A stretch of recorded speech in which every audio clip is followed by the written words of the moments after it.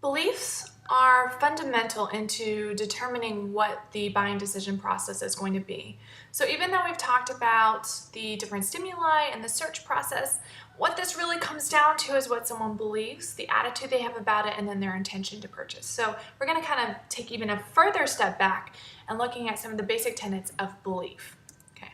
So belief comes from perceptions, and so perceptions to an individual are reality. It does not matter what anyone else says about reality, and this is getting a little philosophical, but it doesn't matter anything else. If my perception is such, then for me, that is reality. So if I perceive that the sky is purple and not blue, that is my reality. And it doesn't matter if the sky is truly blue or not. What matters is what I believe, okay, or that perception I have that leads to a belief. And so what's really important is to understand that with our customers, they have perceptions about what is and isn't good. They have perceptions about what they're receiving. They have perceptions about the customer service. They have perceptions about all of those things. And that is their reality, regardless of anything else that happens. So it's really important to understand those perceptions in order to hopefully influence them in a positive direction towards what we need. Okay? Perceptions, from the basic definition, is simply the meaning we assign to what we're seeing, hearing, and sensing. And this is actually selective as well. So going back to those stimuli help lead to, help lead to perceptions. And so for example, I have a commercial here about Walmart. And in this commercial, it's showing about how great it is and about how you get really great discounts and that the families are really happy and it's really clean. It's a really nice place to go. Now, if I show you this commercial, what's your reaction to it? I'm sure you have one. Either you're like, yeah, I love Walmart, or you might be like, I go there, but I really don't like it. Or you might not even agree with the commercial. You're like, that's not true. It's not like that at all. Maybe you really feel strongly against Walmart. So it doesn't really always matter what that stimulus is. It's our perception about the stimulus and whether or not we perceive that that is true. Because beliefs are, in fact, the facts that we believe are true. Okay, so some of the things that are going to lead to perceptions are from what we call our reference group. So our reference groups are people that are going to lead us to certain beliefs. Okay, these are people that we trust or we believe that they have some sort of expertise. Again, going back to we believe they have an expertise, and they're going to influence the attitude we have, the opinions we have, the values that we have. So these could be people could be friends and family. They could be people in your social class. They could be people in your culture or your community. They could be subcultures. So if you are really into tattoos and motorcycles, not to get stereotypical here, maybe you have certain subcultural beliefs about or perceptions about people who have tattoos and motorcycles. They could be experts or even prosumers. So, 4 out of 5 doctors believe, right? They could be colleagues. Anyone who has an influence over your decisions or your buying decision patterns is what we call a reference group. So your reference group for different objects can be different people based on what you perceive their expertise or knowledge is of those products. I'm sure all of you are a reference for your friends and family who are looking for different hotels or restaurants to go to. I know I tend to be the travel agent for my entire extended family. They call me and ask me to find hotels for them. And I don't mind, so I do it, but I'm their reference because I know about hotels and so I can give them information. If the perception of what someone thinks they're going to get doesn't match what the product is, so maybe you advertise differently than what they're perceiving they're getting, this leads to a gap 4. And if those perceptions overall don't meet the expectations, which is of course gap 5, we would say that they have negative perceptions about your establishment, which can lead to levels of dissatisfaction. So these perceptions are the foundation for beliefs, and it's really important that we meet people's perceptions because that, of course, is their reality.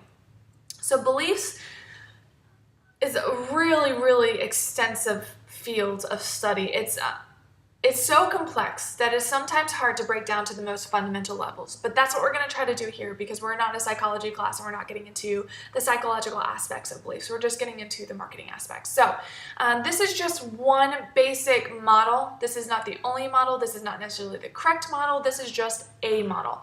And so one of the things you can look at for the formulation of beliefs is that the attribute benefit belief model states that based on the attributes of a product and the benefits you perceive from consuming that product of the object itself is going to lead to beliefs. Okay, so an example that's shown here is that for the object itself, which maybe is a green hotel, we see attributes such as recycling, maybe reusing towels, maybe they have low light initiatives or low water initiatives, or they use chemicals that don't hurt the environment, right? These are attributes. The benefits might be that it's environmentally friendly, we're lowering our footprint on the environment, whatever that benefit may be in the object. So based on what we see the attributes and the benefits of this object are, we're going to form a belief about the attribute benefit object formation. So our belief might be, well, since this is a green hotel, we believe this is good for the environment, and we agree with purchasing or consuming green hotels. Okay, so that would be a belief. It's different than an attitude. So let's actually take the next step of looking at belief, attitude, intention. So belief are the things that we think are fact. So if you go back to the very first visual here, I really like this visual because all of these things are beliefs. They are things that we take as fact for ourselves. Women are smarter than men. That would be a belief. There is no right, truth, wrongness about it. It's simply what we believe to be true. It's what we believe to be fact.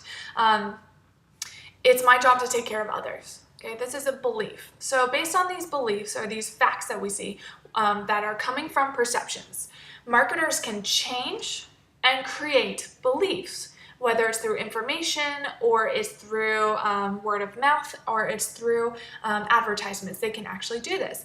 So an example of this is if you watch this video link, it's about cabbies and tourism, and about how if cabbies are safe, clean, friendly, and lead to elements of feeling secure, then it's going to change beliefs about tourism in Manila.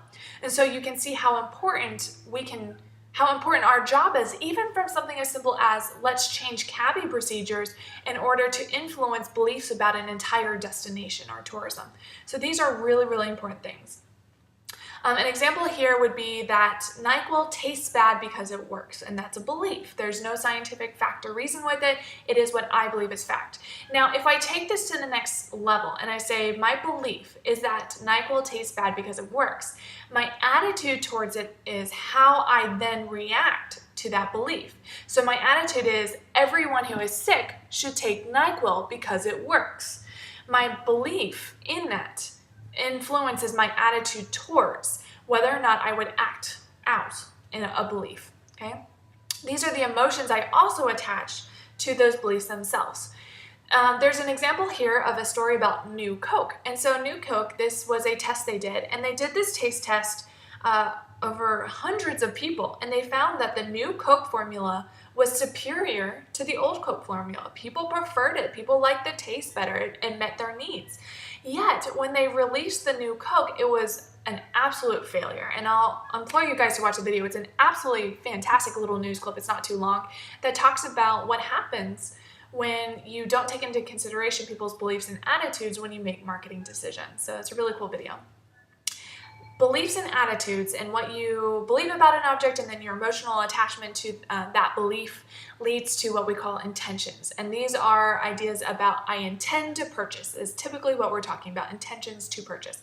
Could be intentions to other things such as telling friends about it, becoming a brand advocate, repeat intention, those kind of things. But in general, when we talk about intentions, whether or not someone is going to actually make a purchase based on those beliefs and those attitudes. And so in the next video, we'll actually look at attitudes specifically.